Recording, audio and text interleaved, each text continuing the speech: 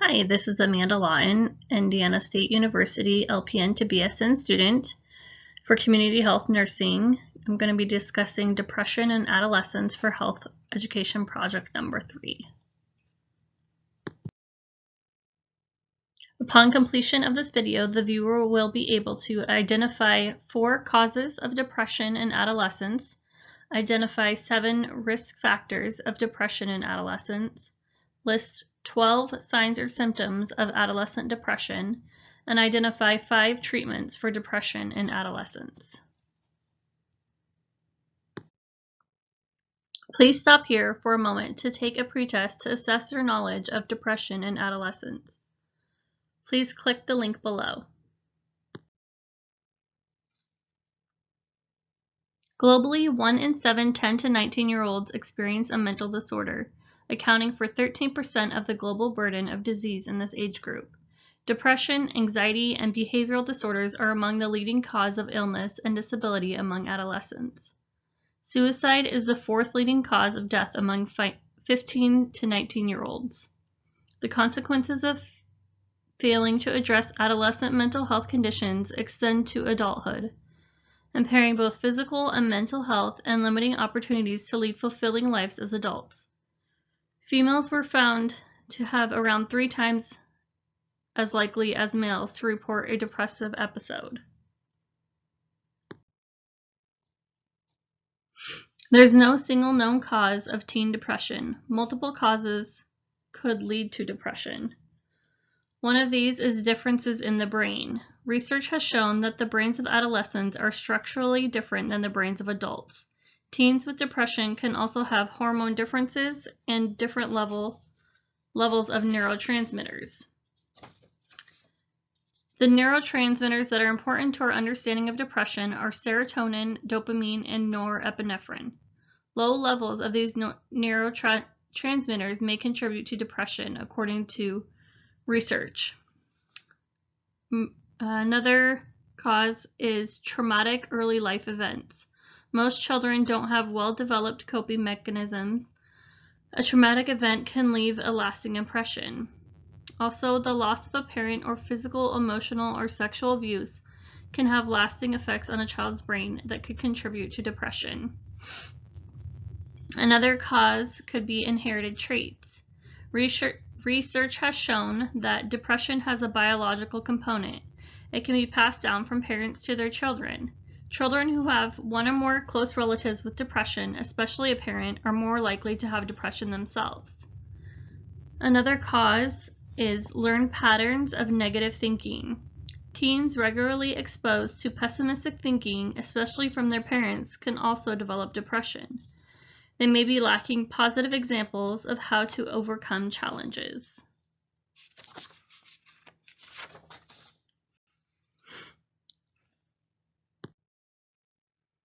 There are different risk factors for adolescent depression.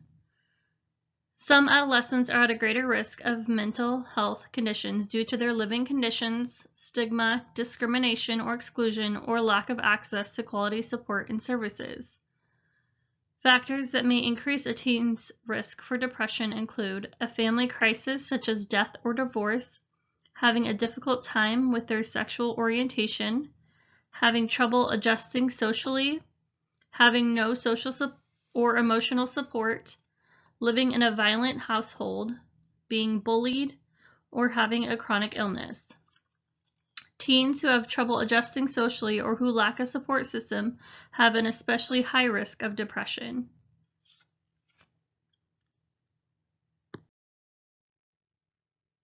There are different symptoms of depression in adolescents.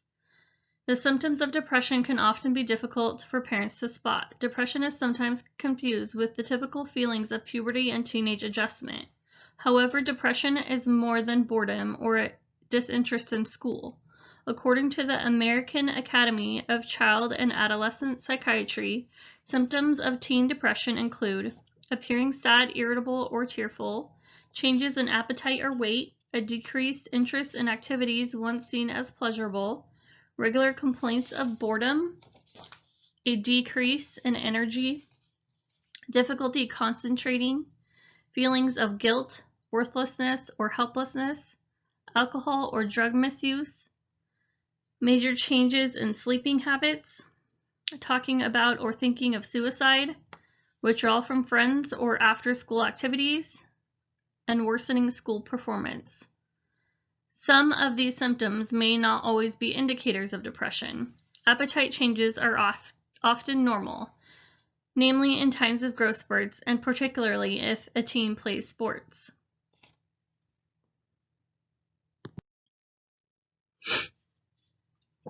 Self-harm behavior can be seen in some forms of depression for adolescents. Self-harm behaviors such as cutting or burning are also a warning sign. These behaviors may be rare in adults but are more common in teens. The intention of these behaviors isn't usually to end one's life, but they must be taken very seriously. They're typically transient and usually end as a teen develops better impulse control and other coping skills. It is important to know what to do for suicide prevention in adolescents. If you think someone is at immediate risk of self-harm or hurting another person, you should call 911 or your local emergency services, stay with the person until help arrives, remove any guns, knives, medications, or other things that may cause harm, and listen but don't judge, argue, threaten, or yell.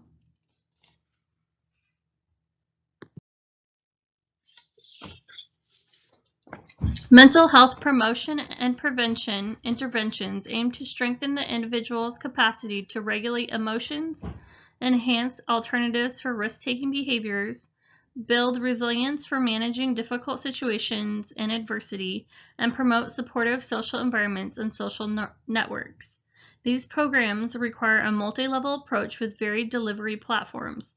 For example, digital media, health or social care services, schools or the community, and various strategies to reach adolescents, particularly the most vulnerable. In 2018, the American Academy of Pediatrics endorsed the guidelines for adolescent depression in primary care, which recommends screening adolescents 12 years and older annually for depressive disorders using a self-report screening tool. It is crucial to address the needs of adolescents with mental health conditions, avoiding institutionalization and over-medication, prioritizing non-pharmacological approaches, and respecting the rights of children in line with the United Nations Convention on the Rights of the Child and other human rights instruments are key for adolescents' mental health. Just as depression has no single cause, there's no single treatment to help everyone who has depression. Finding the right treatment is often a process for trial and error.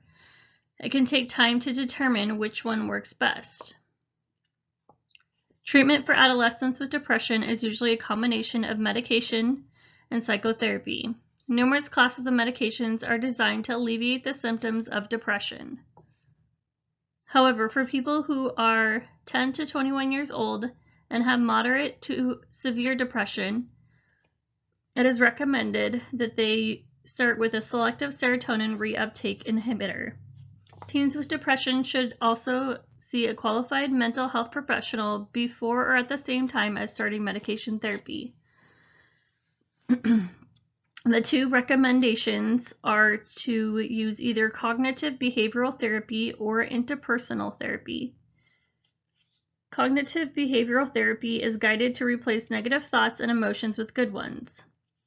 In interpersonal therapy, the aim is to strengthen personal relationships by improving communication and problem-solving skills. Parents or caregivers will participate in select sessions.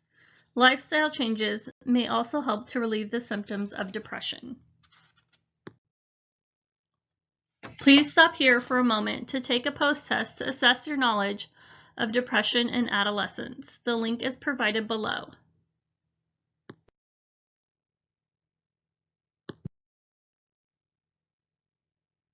This pamphlet here is a guide to different ways that teens can reach out for help if they are feeling depressed. It also gives some guidance of what questions to use for a teen who may be suicidal.